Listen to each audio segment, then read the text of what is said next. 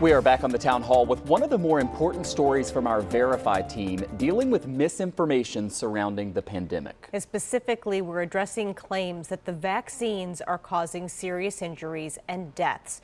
There is simply no evidence to back that up. Despite that, we see tweets like this quite a bit. Some guy here calling me toxic vax pusher, saying we don't dare mention the deaths and horrific physical reactions from this vaccine. He said, quote, media manipulation at its worst. You can see he attached a screenshot that shows more than 15,000 deaths, almost 3,500 hospitalizations, and so on.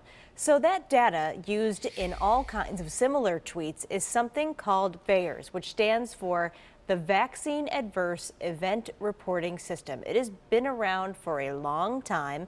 It has been misunderstood for a long time. So we asked our Verify team to provide some clarity on this. Evan Kozloff talked with the experts.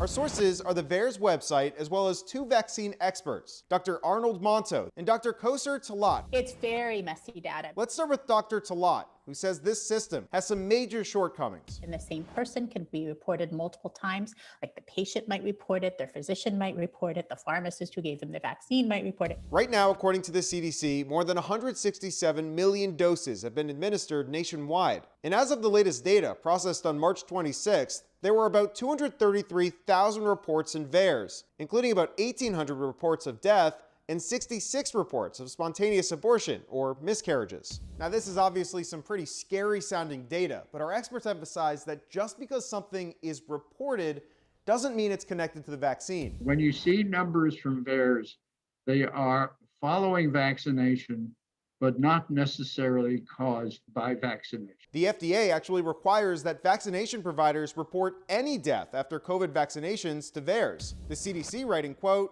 to date, VAERS has not detected patterns in cause of death that would indicate a safety problem with COVID-19 vaccines. You can't draw any conclusions from looking at VAERS. And if you need any more convincing on this, just look at the disclaimer on the VAERS website. Quote, VAERS reports alone cannot be used to determine if a vaccine caused or contributed to an adverse event or illness. The reports may contain information that is incomplete, inaccurate, coincidental, or unverifiable. So we can verify that posting stats from VAERS without context is just straight up misleading. With your Verify, I'm Evan Kozloff.